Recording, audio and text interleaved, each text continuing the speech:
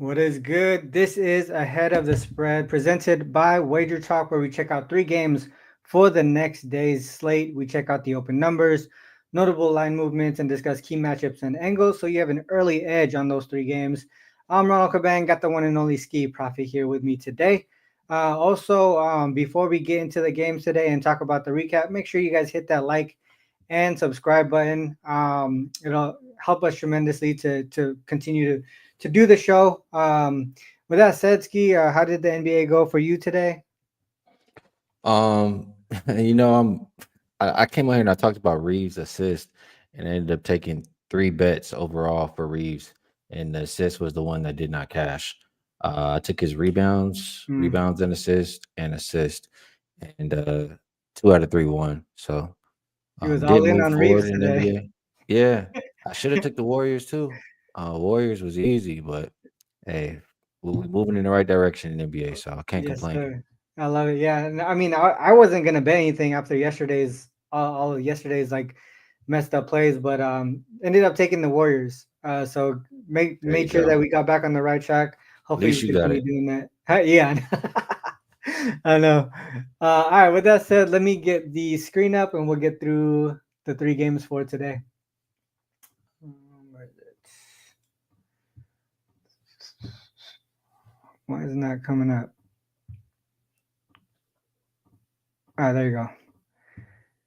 All right, we got Odds Logic here. If you guys are interested in Odds Logic, it's the odds page that we have. It's a 7-day trial. There's a link in the description if you want to try it out. But you can customize the books that you have, your alerts, and obviously there's an injury report and all that stuff here too as well. And I think you could like reorder all the sports that you have, or there's a whole bunch of stuff in here that you could do that's very customizable. So make sure you guys try it out. Use the link in the description. Our first game today, we're gonna go with the Celtics and the Heat. You see Heat here. The Celtics open up at -7.5. We're seeing as high as 8.5, but pretty much eights across the board. We do have the total at 214.5, and this has come up to as high as 217. The lowest I see is 216. If we go to the injury report, there's a lot of stuff here on the Boston side. As far as questionables, you got Derek White, Jalen Brown, Jason Tatum, Porzingis is questionable as well. And then if you go to the Miami side, Alec Burks is ruled out, and then the rest of the guys who've been out for quite a bit. If we go over to themoneyballer.com, we have the situational notes coming off a loss as a favorite, so a bounce back spot here for the Celtics. They did lose to OKC, but this is also a first game of back to backs. They're in Miami tomorrow, and then the next day they're going to go to Brooklyn. On the Heat side, double digit in season revenge for the Heat here. Bounce back spot as well. They did lose outright to the Clippers.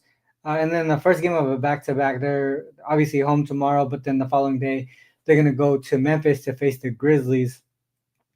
Both in the bounce back spot. Ski, what are your thoughts here on this one?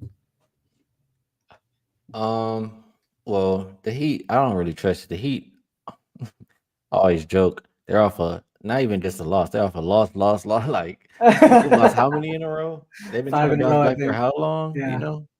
yeah. So I don't know. I kind of throw that out the window. I put more stock into Boston for a bounce back.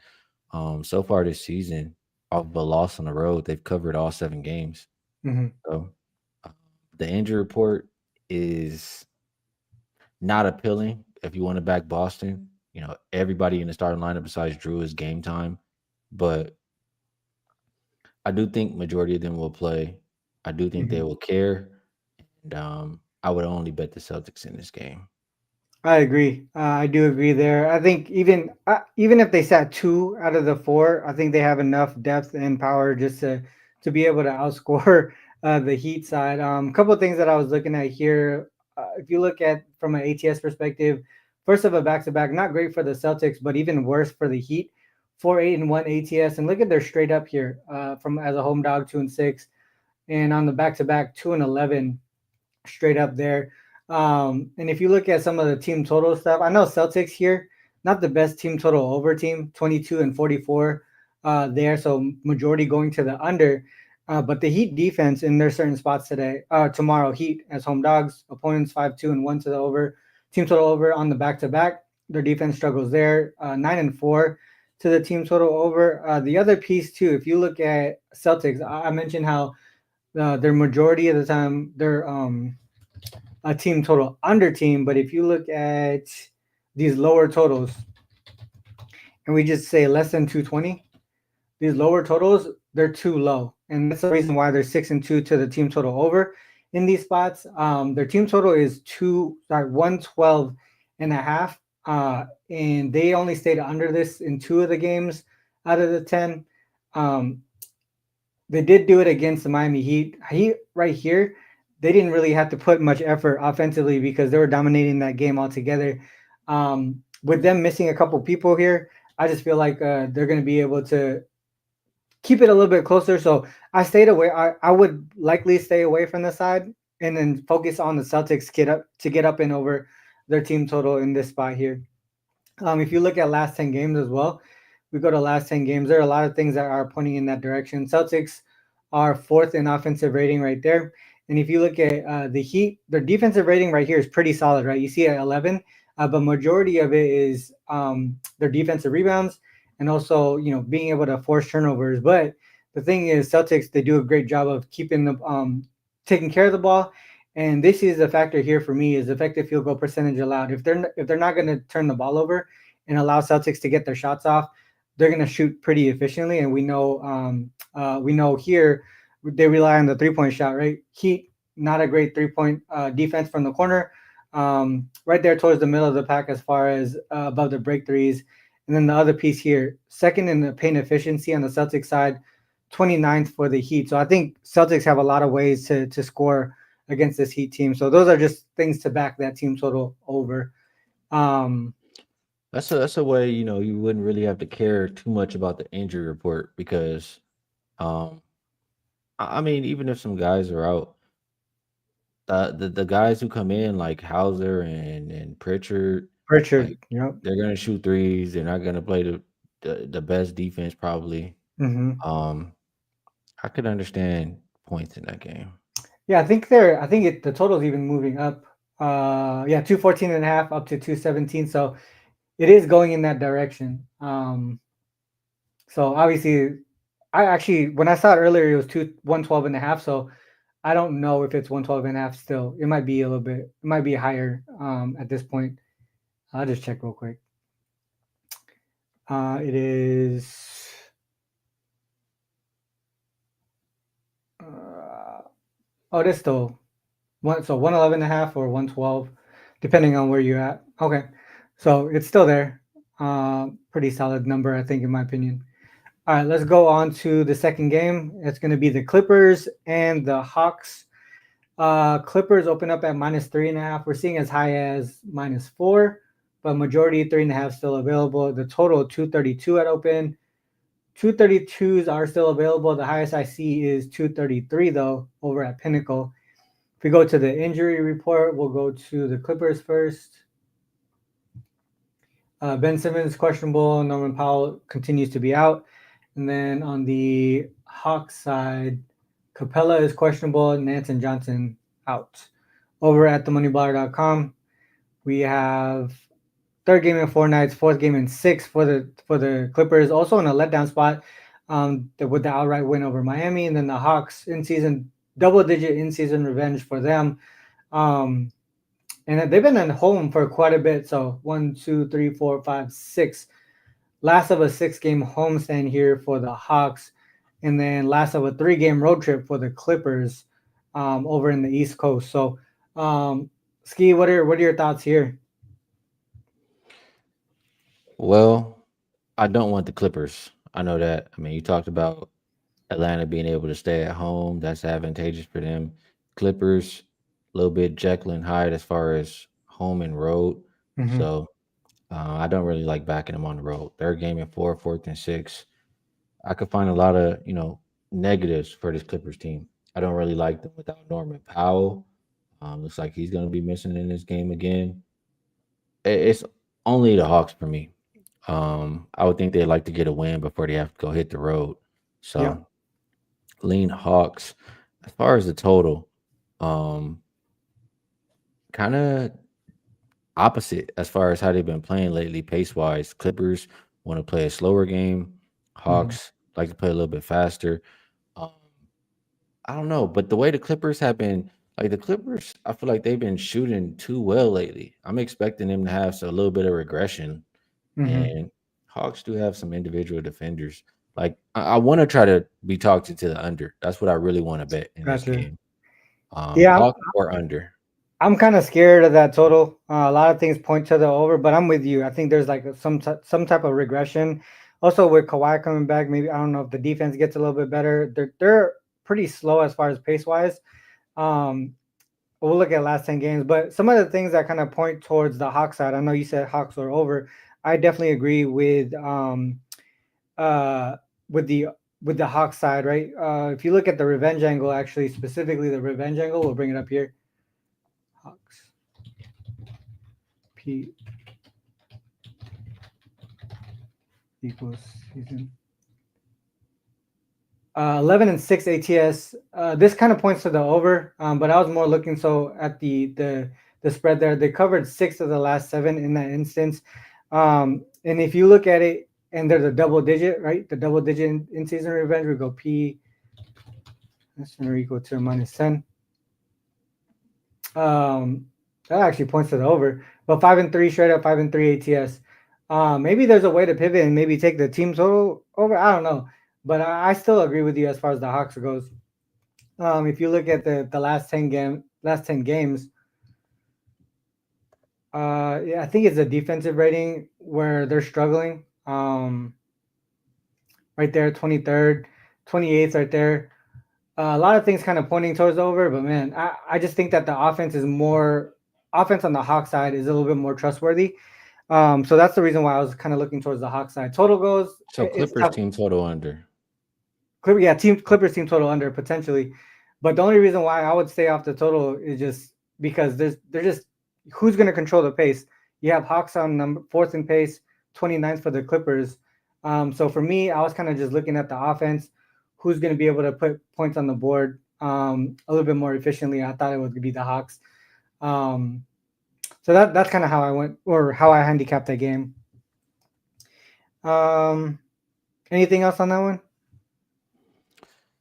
Nope. All right, we got one last game here.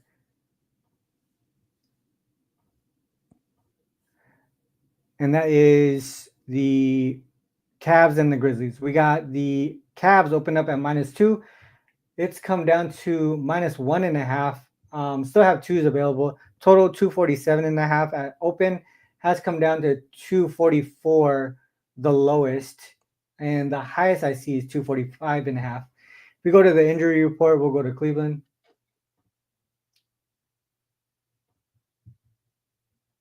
We got Hunter available, and then we got Mitchell ruled out. And then we go to the Grizzly side. Aldama out. Jaren Jackson is questionable. So that's a key injury right there. All right. So we go to the moneybar.com. We'll look at the situational notes here. Rested. 2 or more days of rest here for the Cavs side. Grizzlies, they are in the in-season revenge spot. But first game of a back-to-back, they do have Miami coming into town. And then fourth game in 6 nights. So somewhat of a fatigue spot right there. What are your thoughts here with Jaren Jackson potentially coming back? Um, I'm honest. Like I don't really like betting against the Cavaliers. Like you're really getting them as a pick 'em, and it feels almost like they're begging you to take the Cavaliers in a spot Mm, where they're well rested versus a team on a fourth and sixth. I could only look the Cavaliers, but I'm not gonna lie. It feels like one of those games where it's just very, very fishy. So yeah. lean Cavaliers for me. I don't really care about Jaren Jackson coming back or not. The Cavs have just been well-oiled machine. Like Yeah. you're not printing money if you're constantly fading the Cavaliers. So from an ATS perspective, a huge ATS advantage here on the Cavs side. I think they're just the most profitable ATS team in the league. 41, 23, and 1. A couple of things kind of point in their direction, right? The road favorite situation, 17-9, well rested, 12-4. For some reason, the Grizzlies 11-4 when they're unrested. But that's full season. If you look at recent form, they're really struggling right now. I think they only covered one game in their last 13. Um, and this is just last 10 games here. But if you look at it, it's a defense that's really struggled. Cavs better on both sides of the ball. I think the line is where it's at because Mitchell is out and then Jaren Jackson is potentially in. And that's the reason why the line's where it's at. I think it continues to move towards the Grizzlies side. I feel like if Jaren Jackson is officially ruled in, it might even move a little bit more. But if you look at, I think I looked at it earlier, but if you look at the Cavaliers and we take Donovan Mitchell out, That's exactly what I was just typing in. minutes equals 0. So they're actually 1-4 ATS, right? But at this number, we're really just asking them to win the game, right? And they're 5-0 in that spot. They won each one by at least 3 points. None of them they were in a dog situation. So I just feel like and they did fail to cover this one as 3.5 point favorites. They won by 3, but they were on the second leg of back-to-back games. They got 2+ days of rest. If you look at the Cavs with 2+ days of rest, greater than or equal to 2. Only thing I'll say about that without the Donovan Mitchell is these teams that they are facing are like bottom feeders. The Mm. Grizzlies are not in that same tier of teams. I But I wouldn't. mean, just based on how they've been playing recently, though, Skee. I mean, like I said, they only covered one out of the last 13, I believe. Yeah. It just seems like they're really not in that great form. And then also, if this is going to be his first game back, we know how it is, right? First game back with a key player, that could be something that you would potentially want to fade. And then also, Cavs here, the 2+ days of rest, 12-2 straight up, 11-3 ATS. And I believe if they're on the road, 6-0 straight up, 6-0 ATS. So a lot of things kind of pointing in that direction. Even when they're a 1 point dog to the Celtics on the road here with 2+ days of rest, they ended up winning outright by 7. So a lot of things kind of just pointing in that direction for me. But I get what you're saying though. Fishy line. I got hurt by that a couple of times already. So probably need to think about it a little bit more. But I would only look towards the Cavs side. I'm with you. I agree with that last statement.